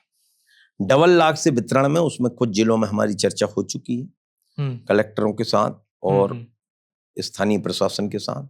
उसको नीचे तक ये बात सही है वितरित, और नीचे चूंकि डबल लाख से एकदम से भीड़ ज्यादा हो जाती, तो उसमें लेने में प्रत्यक्ष पे तो पिछली बार भी हमने जहां ज्यादा व्यवस्था गड़बड़ लग रही थी उन जिलों की व्यवस्था सुधारी, और इस बार भी चर्चा के दौर विभिन्न जिलों में चल रहे हैं। इसमें सहकारिता, जो डिफाल्टर नहीं है उनको तो देना ही चाहिए, जो डिफाल्टर हैं उनको नकदी देकर और व्यवस्था सुचारू, चूंकि ये वास्तविकता है, क्योंकि किसान की फसल कुछ दिन की रहती है। लेकिन इसमें एक और बात रहती है कि उसमें भी सबको पहले ही, चूंकि वो अब किसान की भी अपनी मर्यादा है, उसका भी अपना काम है, लेकिन पहले ही उसको एकत्रित करके वो घर में रख लेना चाहता है, तो उसके लिए भी सरकार तैयार है और करेगी। और जहां जहां आपके माध्यम से आपने एक काला बाजारी शब्द प्रयोग किया, काला बाजारी की बात आपके माध्यम से भी हमें, जहां मैंने तो बहुत कठोर कार्रवाई, चाहे खंडवा का उदाहरण ले लो, चाहे पिपरिया का ले लो, चाहे कहीं का ले लो, मैं तो बहुत उस बात के लिए, क्योंकि मैं ये मानता हूं ये काला बाजारी, बहुत काला बाजारी और एक जो नकली दवाइयां, इनका तो व्यक्तिगत मेरा भी विरोध है और हम सबका विरोध होना चाहिए, क्योंकि कैंसर के मरीज को यदि टीबी का इलाज दे दो तो निपट जाए। इसी प्रकार से किसान की फसल भी उसके पुत्र के समान रहती है, तो ना तो हम इसको बर्दाश्त करेंगे। आपके माध्यम से भी यदि कोई चीज जानकारी में आती तो हम त्वरित कार्रवाई उस पर करवाएंगे। हमारा शासन प्रशासन भी मुस्तैद रहेगा और हमारे सरकारी तंत्र भी मुस्तैद रहेगा। थोड़ी देर पहले आपने एक शब्द का उपयोग किया, एंटी नेशनलिस्ट। एक नैरेटिव ये है कि जो आपकी पार्टी के पक्ष में नहीं बात करता वो एंटी नेशनल है। नहीं, ऐसा नहीं है, वो तो विचार अपने आप समझ में आ जाता है। अच्छा, हम जब भारत विकास की बात करते हैं, आप देखो पंडित अटल बिहारी वाजपेयी जी भी विपक्ष में रहते हुए विदेश में बात करने गए थे, तो भारत माता का मान ऊंचा करके आए थे कि नीचा करके आए, ये सोच वाली बात। वहीं राहुल गांधी विदेश जाते हैं तो क्या बात करके आते हैं, ये तो वर्तमान दौर की बात है ना। कितने उदाहरण उनके ऐसे बता दें जो विदेश में जाके यहाँ की भारत की निंदा करके आते हैं। तो इस विचारधारा को हम कौन सी विचारधारा कहें? भारत में हम आपस में कुछ भी रहे आए, लेकिन तीसरा जब हम पे कोई बात करे तो हम उस समय एक रहे। ऑपरेशन सिंदूर चला, मैं धन्यवाद दूंगा विपक्ष ने प्रारंभ में सहयोग किया, और उस सहयोग में लेकिन बाद में चल के उन्होंने जिस प्रकार से प्रश्न चिन्ह लगाए हमारी सेना पर, हमारे नेतृत्व पर, हमारी खुफिया एजेंसी पर, ये विषय ठीक नहीं है। इनको समझना चाहिए, क्योंकि नेशनलिज्म से बढ़ के कुछ हो नहीं सकता। हम तो जैसे आज भी हम ये स्वतंत्र बात कर पा रहे हैं, उसका कारण ये है कि हमारा भारत स्वतंत्र हो गया। और भारत माता की जयकारा का अर्थ, जब मैंने तो कई कार्यक्रम मैंने ऐसे उदाहरण सहित दे सकता हूं, मैंने भारत माता की जय बोली जो एंटी लोगों के बीच में, उन्होंने कहा नहीं ये जय नहीं बोलोगे। मैं क्यों नहीं बोला?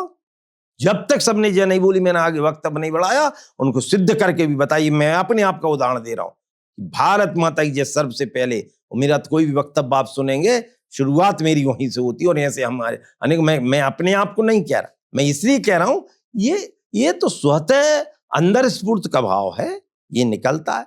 और जिसके अंदर भारत माता रहती है वो काम कैसा भी करे, छोटे विचार के लिए कभी होती है द्वंद्वता आती है, द्वंद्व आते हैं, हमारे भी संगठन हमसे लड़ते, लेकिन इसका मतलब थोड़ी कि हर लड़ने वाला राष्ट्रद्रोही होगा।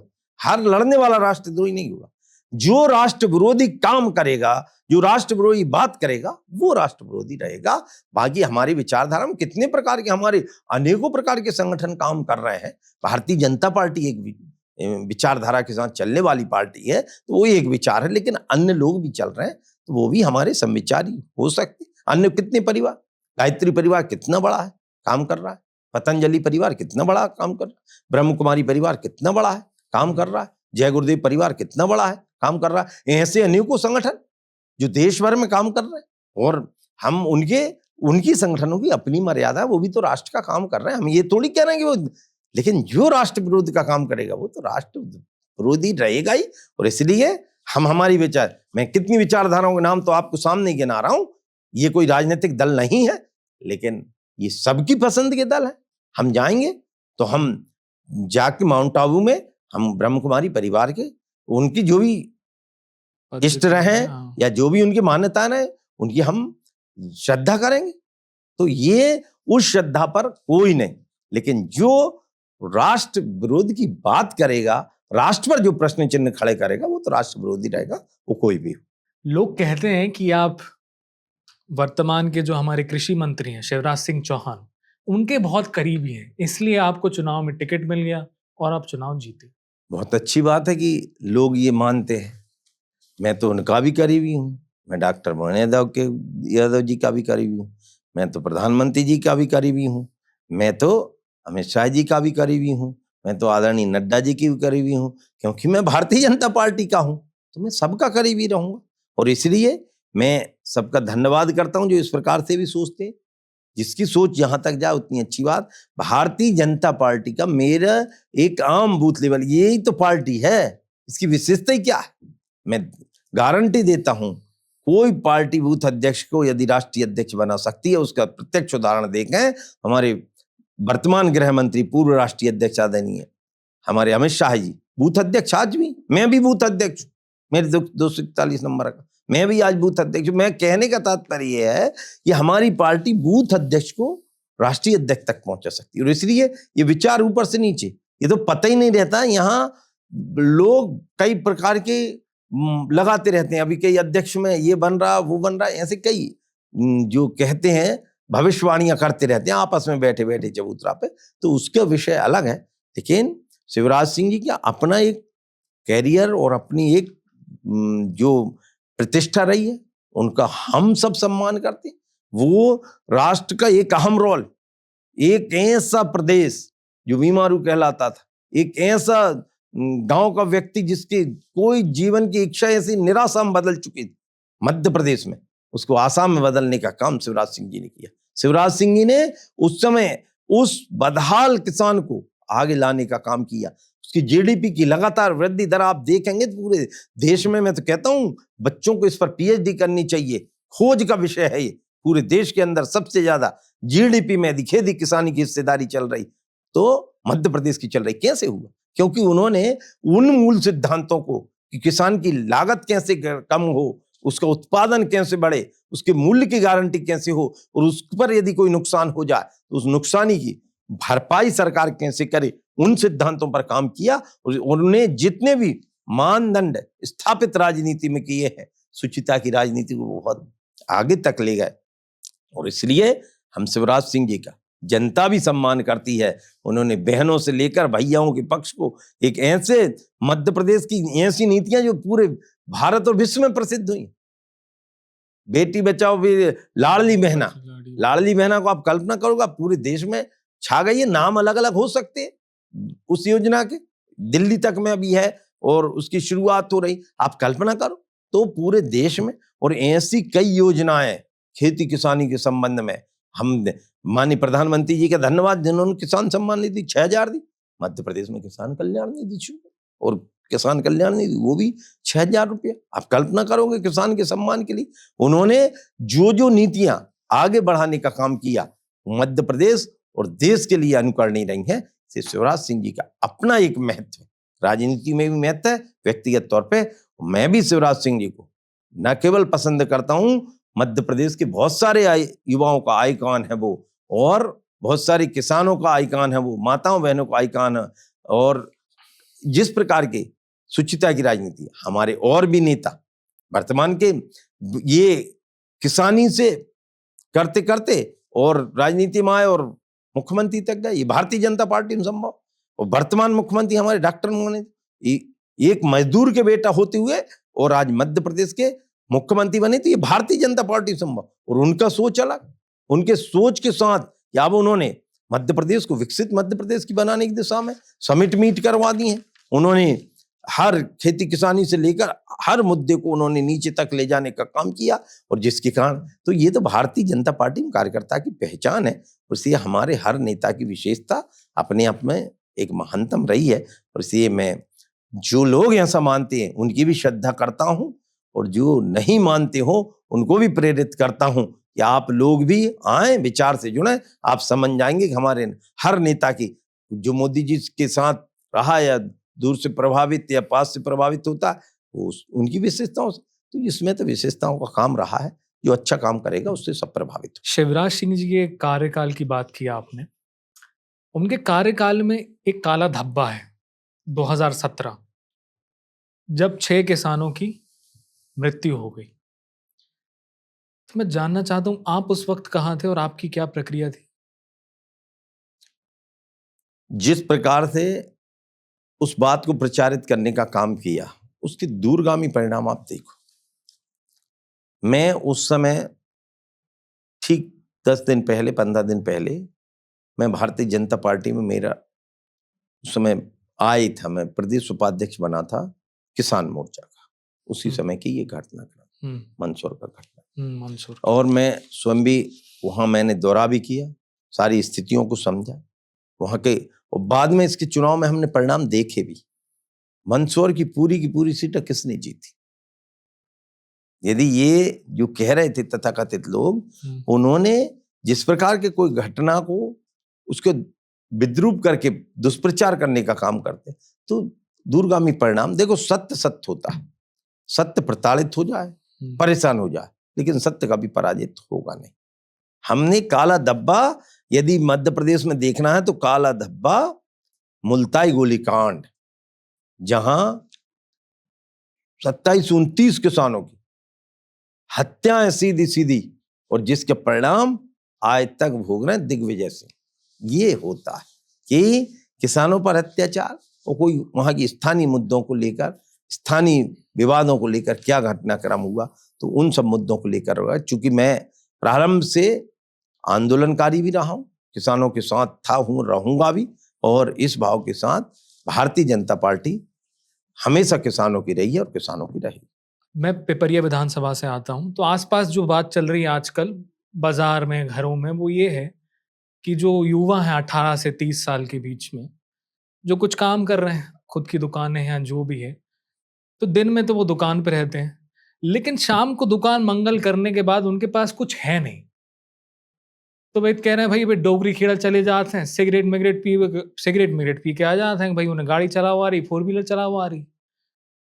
आप इस वक्त सांसद हैं, तो आप ऐसे कौन से प्लेटफॉर्म उन्हें अभी दे सकते हैं साहित्य कला में, या आप जैसे कि रंगमंच दे सकते हैं, लाइब्रेरी दे सकते हैं, या फिर एक इंटर कल्चरल सेंटर टाइप का कोई कुछ, ताकि उनको एक जगह मिले जाने को, शायद उस जगह के अलावा?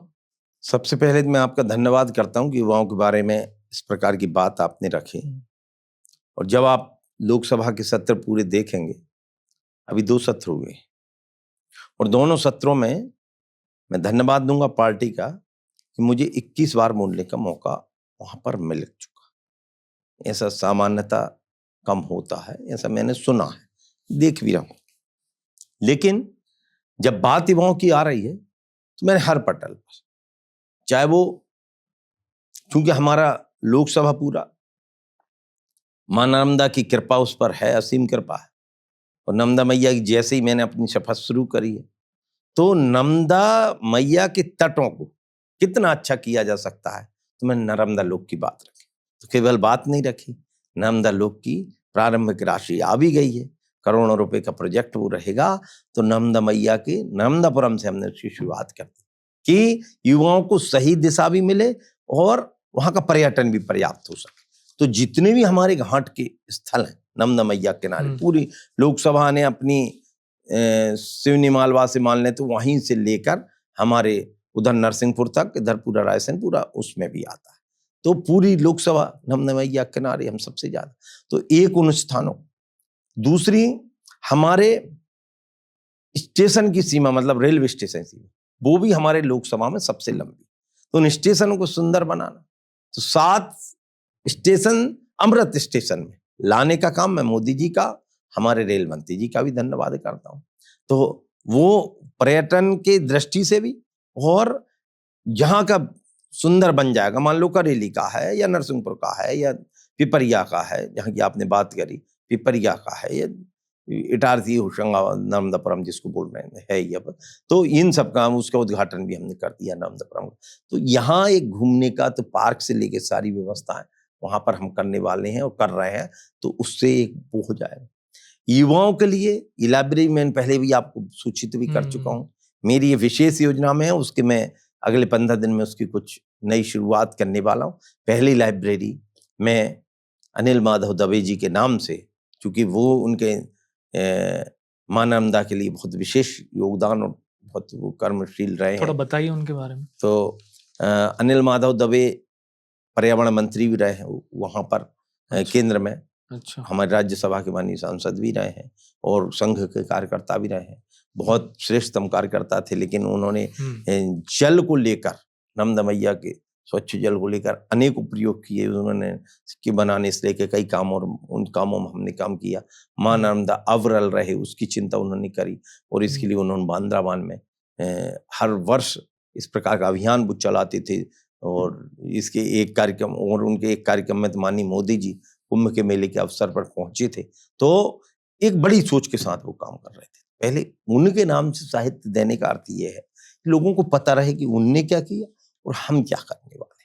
तो उनके कामों को आगे बढ़ाना, लाइब्रेरी का अर्थ है, मैंने तो सैनिकों के लिए भी उसमें किया। आपने सुना भी होगा लोकसभा में, और पर्यटन के लिए बात हमने पचमढ़ी की करी। तो पचमढ़ी की करी तो उससे ना केवल करी है, उसके परिणाम भी आए, जैसे नर्मदा लोक के परिणाम आए। हमने भारतमाला प्रोजेक्ट के अंतर्गत 400 करोड़ रुपया जो ऊपर चलता था, मैं चढ़ा उस पर, अभी सांसद बनने के बाद भी चौड़ागढ़ पे चढ़ा। मैंने उनसे पूछा कितने बुजुर्ग हैं, बुजुर्ग तो नहीं चढ़ पाते, माता बहना नहीं चढ़ पाती। तो मैंने कहा बुजुर्ग भी चढ़ पाएंगे, माता बहनें भी चढ़ पाएंगी, आम व्यक्ति भी चढ़ पाएगा। उसके निवेदन भी किए, 400 करोड़ का भी वहाँ सैंक्शन हो गया। मैंने हवाई पट्टी के लिए लगातार लगाऊं मुख्यमंत्री जी से, यहाँ केंद्रीय मंत्री जी से, और बार बार मुझे बहुत, मतलब मैं विश्वास के साथ कह रहा हूँ, इन्हीं आंखों से मैं हवाई अड्डा भी लेकर आऊंगा तो पर्यटन की संभावना बढ़ जाएगी। आप घूमने की बात कर रहे हैं, अनहोनी हमारे यहाँ का बहुत बड़ा केंद्र रहा है, और उसके लिए शुरुआत में मैंने लोकसभा में विषय रख दिया, उसका काम भी शुरू हो रहा है, आप सबने देखा होगा। तो अनहोनी एक पर्यटन स्थल, ढोकरी खेड़ा अनहोनी में ज्यादा अंतर नहीं है, आप सब जानते हैं, यदि आप लोकल हैं तो फिर वहां भी ढोकरी खेड़ा का भी वहां, और इस बार जल गंगा संवर्धन अभियान में ऐसे अनेकों स्थलों का चयन हमने किया, जिससे वो करते हुए डॉक्टर मोहन यादव जी ने एक बड़ी परिकल्पना दी है, हर जगह ऐसे हो। तो इन युवाओं का रोजगार से अर्थ ये है कि केवल घूमना नहीं, वहां पर और सारी चीजें भी विकसित हो सकें, और इसके लिए हमने रोजगार मेले नीचे तक लगाए। मैं तो धन्यवाद देता हूँ, वनखेड़ी में एक दिन में 352 छात्रों का सिलेक्शन होके उसमें निकला। मैं बहुत आश्चर्यचकित भी रहा और उत्साहित भी हुआ, और उसके लिए मैंने आगामी योजना भी बनाई है। नर्मदापुरम में हमारी सरकार लगातार इस ओर काम कर रही, तो युवाओं को सही दिशा मिल सके। और एक और नशा मुक्त होने का अभियान जो हम चला रहे हैं, उसमें हमारे मंत्री माननीय प्रहलाद पटेल या अन्य जो हमारे परिषद के सदस्य वो इसमें विशेष कदम उठाते हैं, तो उन सबके लिए भी बहुत बहुत धन्यवाद। उनके मार्गदर्शन में ही हम आगे काम बढ़ाने वाले हैं कि कौन सो प्रेरणा के साथ। मैंने तो पहले पूर्व में इस प्रकार का काम किया है, तो 52 गांव की आसपास दारू बंद कराने का काम किया था। 3 गांव, एक गांव तो ऐसा था जिसको जर्दा मुक्त करने का काम किया था। हालांकि ये काम जब लंबे समय चल पाते जब आप स्थायी तौर पर वहां रहो, लेकिन मेरा ये मानना है कि समाज सुधार कोई व्यक्ति की कल्पना से नहीं, समाज सुधार स्वतः प्रक्रिया है, और उसमें कोई व्यक्ति आगे आ जाते हैं। तो ऐसे काम करना, युवाओं को सही दिशा मिल सके, इसके लिए हम प्रतिबद्ध हैं, और हमारी लोकसभा में हर वो काम हम करेंगे जो युवाओं के लिए, बुजुर्गों के लिए, माताओं बहनों के लिए श्रेष्ठतम हो सके और उत्साह भी उनके अंदर हो और रोजगार भी उनके अंदर हो। पचमढ़ी जो एक लौता हिल स्टेशन है मध्य प्रदेश में, तो पचमढ़ी की खूबसूरती का थोड़ा विवरण कीजिए आप दर्शकों को, उनको न्योता दीजिए आने के लिए। पचमढ़ी सतपुड़ा की रानी, पचमढ़ी मध्य प्रदेश का एकमात्र हिल स्टेशन, पचमढ़ी मध्य प्रदेश की सबसे खूबसूरत न केवल स्थानीय उस समय ग्रीष्मकालीन राजधानी भी हुआ करती थी। पचमढ़ी ऐसा स्थान जहां पर बीफाल भी है, पचमढ़ी ऐसा स्थान जहां पर चौड़ागढ़ के भी दर्शन होते हैं, भगवान शंकर की नगरी है और मैंने तो आगे उसकी कल्पना की है कि ये महादेव नगरी के नाम से जानी जाए। पचमढ़ी ऐसी नगरी जहां सूर्य के पहले दर्शन वहां पर होते हैं और डूबता सूरज भी देखता है तो बहुत मनोरम दृश्य वहां पर धूपगढ़ पर रहता है। पचमढ़ी जिसके बारे में गलत चीज वहां पर पढ़ाई गई कि ये कैप्टन फोर्साइज ने इसकी खोज करी 1883 में, जब वो पहली बार वहां पर आया तो उसकी ही किताब में उसने लिखा है कि लाखों लोग यहाँ एकत्रित होते भगवान शंकर के। ये तो महादेव की नगरी पचमढ़ी ऐसी स्थान जहां पर पांडवों की गुफाओं की भी आज तक बनी है, गुप्त महादेशों वहां पर बने, यानी जटाशंकर का अलग महत्व। पचमढ़ी इतना रमणीक, मैं अभी गया था एक बैठक में, शिमला गया तो मैंने शिमला जाके इस बात का वर्णन किया कि शिमला भले ही उनको कैसा भी लगे, देश की मीडिया में बोल रहा हूँ, दिल्ली में बोल रहा हूँ, लेकिन मैं एक गर्व के साथ कहता हूं कि शिमला से भी यदि कोई सुंदर स्थान है तो मेरा पचमढ़ी है, हमारा पचमढ़ी। ज्यादा से ज्यादा आप आइए, आगामी समय में हम और सुविधाएं इसकी बढ़ा रहे हैं और आप सबको, और अभी मैं धन्यवाद देता हूं कि लंबे समय की मांग चल रही थी, आजादी की बात से ये नहीं हुआ, चूंकि ये एक कैंट का एरिया आता है। मेरी माननीय उच्च स्तरीय बात हुई, मैं डॉक्टर मोहन यादव जी का धन्यवाद भी देता हूं, इधर राजनाथ सिंह जी का भी धन्यवाद देता हूं कि अभी वो भी वहां पर गए थे, उन्होंने पूरी स्थिति को समझा। बहुत सारी भूमि को हमने राजस्व में किया जिससे निर्माण की दिक्कत समाप्त हो जाए और इसलिए अब पचमढ़ी और खूबसूरत, पचमढ़ी वैसे ही है और अधिक खूबसूरत दिखेगी। आप आइए, हर प्रकार के, चाहे पर्यटन की दृष्टि से आए, चाहे श्रद्धा की दृष्टि से आए, चाहे परिवार के मनोरंजन की दृष्टि से आए, पचमढ़ी आपको निराश नहीं करेगी। आखिरी में मैं ये कहूंगा कि आज की बातचीत को यहाँ विराम देते हैं। आपके यहाँ आने के लिए बहुत बहुत धन्यवाद, आपने अपना समय निकाला। बहुत बहुत धन्यवाद आपका भी ठाकुर साहब, और आपका मीडिया ऐसे ही और बढ़ता रहे। धन्यवाद।